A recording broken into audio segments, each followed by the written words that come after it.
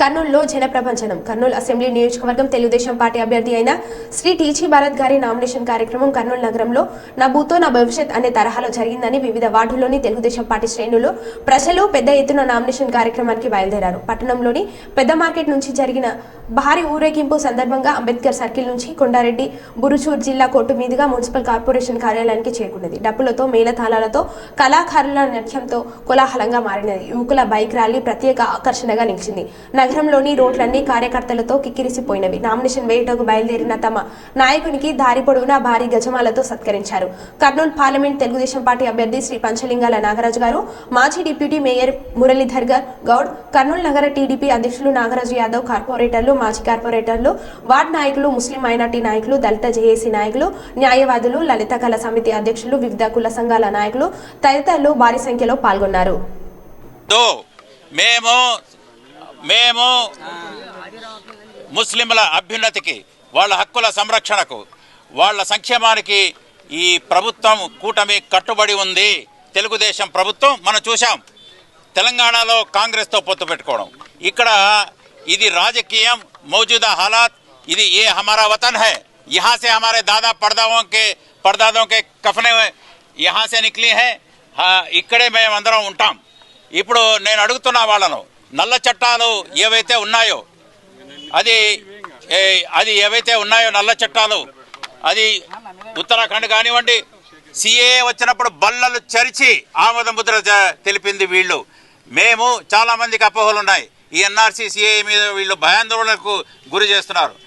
అసలు వైఎస్ఆర్ కాంగ్రెస్ పార్టీనే, అక్కడ విజయసాయిరెడ్డి గారు కానివ్వండి, మిథున్ రెడ్డి గారు కానివ్వండి లేచి మేము హర్షామోదాలు తెలియజేస్తున్నాం, దీన్ని ఆహ్వానిస్తున్నామని చెప్పారు.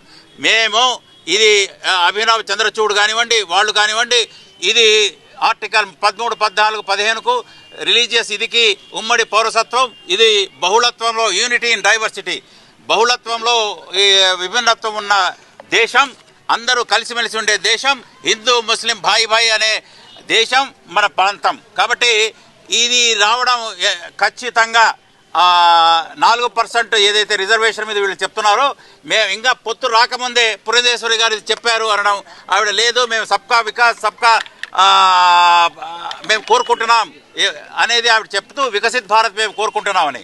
లక్నో మరియు భోపాల్, ఇది చాలా ఇంపార్టెంట్ పాయింట్. పాస్మాందా ముస్లిమ్స్ను స్నేహ మిలన్ అంటే మిత్రత్వం కోరుకుంటుంది. పాస్మాందా ముస్లిమ్స్ అంటే అందరికంటే పేదరికంలో ఉన్న ముస్లింలతో మేము స్నేహస్తాన్ని అందించబోతున్నామని బీజేపీ వాళ్ళు చెప్పింది మనం చూస్తున్నాం. ఇప్పుడు వాళ్ళు సదస్సులు నిర్వహిస్తున్నారు కూడా భోపాల్ దీంట్లో. కాబట్టి 4% రిజర్వేషను ఇవన్నీ రద్దయ్యే ప్రసక్తే లేదు. వైఎస్ఆర్ కాంగ్రెస్ పార్టీలో ఎవరైతే 4% రిజర్వేషన్ను వ్యతిరేకించారో ఆర్ కృష్ణయ్య గారు సుప్రీంకోర్టుకు పోయి అక్కడ పోరాడింది నేను. దుల్హన్ పథకం మీరు చూస్తే తెలుగుదేశం హయాంలో సుమారుగా 18,000 మందికి దుల్హన్ పథకం ఇచ్చాము. సుమారుగా 200 కోట్లు. 1,38,000 మందికి పోస్ట్ మెట్రిక్, ప్రీ మెట్రిక్ స్కాలర్షిప్లు ఇచ్చాం. ఇప్పుడు కర్నూలులో ఉర్దూ యూనివర్సిటీకి 150 ఎకరాలు తెచ్చింది మేము చంద్రబాబు గారి హయాంలో. నేను అప్పుడు సెక్రటరీగా ఉన్నా. దానికి ఒక బిల్డింగ్ లేదు, 100 మంది విద్యార్థులు కూడా చదవడం లేదు. కర్నూలుకు ఇప్పుడు ప్రస్తుత బీజేపీ గవర్నమెంట్లో కూడా మోడీ గారు PMJVK, prime minister Jan Vikas కేంద్ర అనే ప్రోగ్రామ్, దాంట్లో 60% మేము ఇస్తాం. రెసిడెన్షియల్ స్కూల్స్ కానివ్వండి, మెడికల్ సెంటర్స్కు కానివ్వండి, ఉర్దూ జూనియర్ కాలేజ్ కానివ్వండి, ఐటీఐలో కానివ్వండి, కర్నూలులో ఎన్నో బిల్డింగ్లకు ఇచ్చారు. ఇస్తే దానికి సైట్లు కూడా అలాట్ చేయకుండా కామన్ సర్వీస్ సెంటర్ అని 4 కోట్లు, డిగ్రీ కాలేజ్కి 4 కోట్లు, రెసిడెన్షియల్ స్కూల్కి 18 కోట్లు, పోస్ట్ మెట్రిక్ గర్ల్స్ హాస్టల్కి 3 కోట్లు. కర్నూలులో చెప్తున్నా, ఆదంలో బిల్డింగ్లు లేచాయి, అట్లే ఉండిపోయాయి. కేవలం ఆ కేంద్ర ప్రభుత్వం చెప్పింది 600 కోట్లు ఈ స్కూళ్ల కోసం, ఈ హాస్టల్స్ కోసం, వికాసం కోసం, విద్యా వికాసం కోసం మేము ఇస్తున్నాం, మీరు ఖర్చు చేయండి.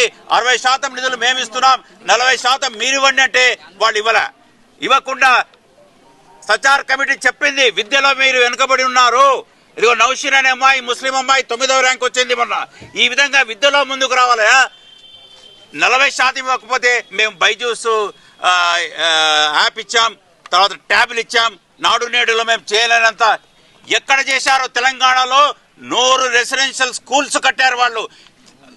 సెంట్రల్ గవర్నమెంట్ ఇదే గవర్నమెంట్, కేంద్ర ప్రభుత్వ గవర్నమెంట్, మోడీ గారి ప్రభుత్వం 60% ఇస్తే 40% వక్ఫ్ ల్యాండ్స్ లో వాళ్ళు 100 రెసిడెన్షియల్ స్కూల్స్ విద్యా వికాసం జరిగింది. ఖచ్చితంగా ఈ ఎన్ఆర్సీ మీద ఎటువంటి అపోహలు అక్కర్లేదు. సిఏఏ వాళ్లే చర్చారు, కానీ మేము దాన్ని ఈ రాష్ట్రంలో ముస్లింల అభివృద్ధికి కట్టుబడి ఉన్నాం.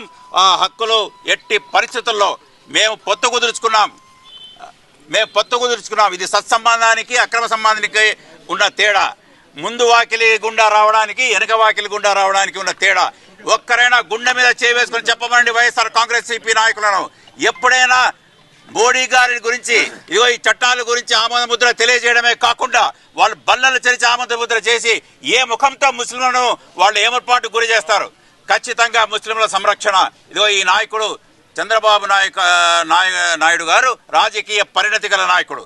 పక్కన కేంద్రము, ఇది రాజకీయం ఇప్పుడు ఆయన చేస్తున్నది. ఈ సమయంలో ఆయన చెప్పాడు, మా సోదరుడు, అక్కడ బీజేపీ వచ్చేది, ఇక్కడ ఈ కూటమి వచ్చేది ఖాయం. రాజ్నాథ్ సింగ్ గారు నిన్న హోంమంత్రి చెప్పారు, 13.5 లక్షల కోట్లు ఒక్కొక్క వ్యక్తికి 2 లక్షల అప్పు పెట్టాడు జగన్మోహన్ రెడ్డి గారు. కాబట్టి ఇది నేను తెలియజేస్తూ ముస్లింలు ఎటువంటి ఇలా మాయమాటలు నమ్మొద్దని సలహా ఇస్తూ నమస్కారం.